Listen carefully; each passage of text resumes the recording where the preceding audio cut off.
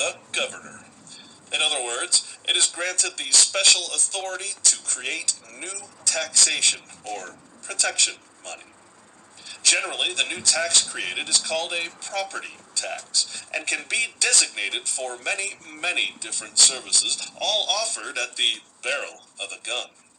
The latest trick, though, is to create a fee, for which all property owners and business owners must pay to continue to receive these forced services.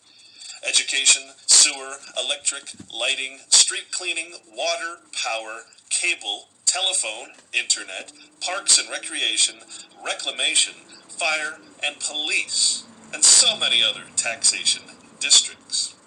These districts are stackable, meaning that you can actually live in 10, 20, or even 100 different taxation districts, from federal to state to local, meaning county and city, and have to pay a fee or tax for each service provided by each different district.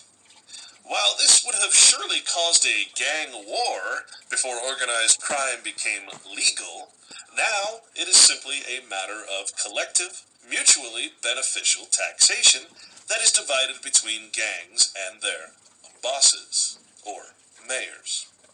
If you, the people, do not or cannot pay these fees for all of these individual districts, the district boss then reports you to the county boss, who reports you to the state boss, who has the authority from the federal bosses to allow the bookkeeper, the state and county treasurer, to attach that fee to your property tax.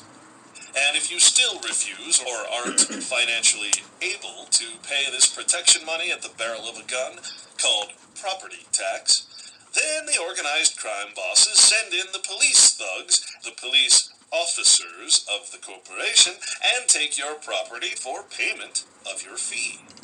And for business owners, they take away your permission, your license, to do business in the county or state. Once a man puts on a uniform with a municipal badge, he becomes not a police man, but a police officer, representing the interests of and enforcing the city, county, state, and federal codes for which these governments falsely call law. For true law is only that granted by the consent of the governed, of you, the people. Jurisdiction is defined for purposes of law as the power, right, or authority to interpret, apply, and declare the law. I want to share something with YouTube people. Simply what jurisdiction means. They only have jurisdiction over your all-capital name. That is a fictitious name. That's also your legal name. It is illegal for them, for anybody to use your name in all capital. Whoops, let me turn this back on. Again, jurisdiction, they only have it over your all-capital name, not over you, the person. The people, excuse me. This is a heavy responsibility. When considering the fact that police officers have jurisdiction in their respective districts and municipalities, and when you take into consideration that the typical police officer is hired in their early 20s without the benefit of law school, or for that matter, little to no college education at all, this definition of jurisdiction becomes something of a frightening concept. I'll show you what jurisdiction is. Right and authority to interpret, apply, and declare the law. Now that you understand what a district is, and that no matter where you live, you will be forced to pay this property tax as a property owner within the school district, whether you have kids or not, let's take a look at the legal crime and hidden wealth that permeates each school district across the country. For this, we simply bring up the Comprehensive Annual Financial Report, or CAFR, the full audit of government.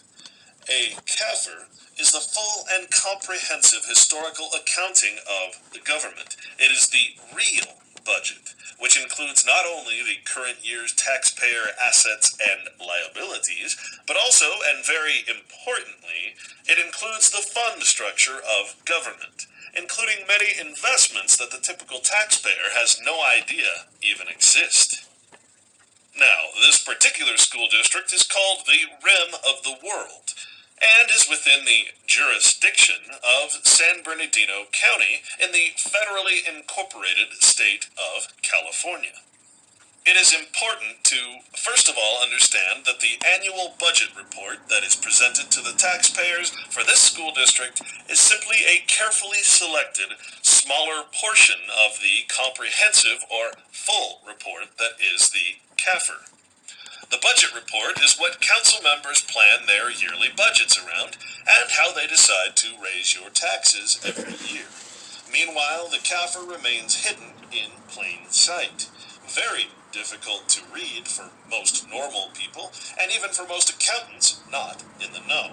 In other words, the members of government in the lower positions of government offices have no idea how to read these CAFR reports either. Half don't even know they exist. This purposefully placed ignorance, though, definitely does not include the mayors or bosses of the corporate county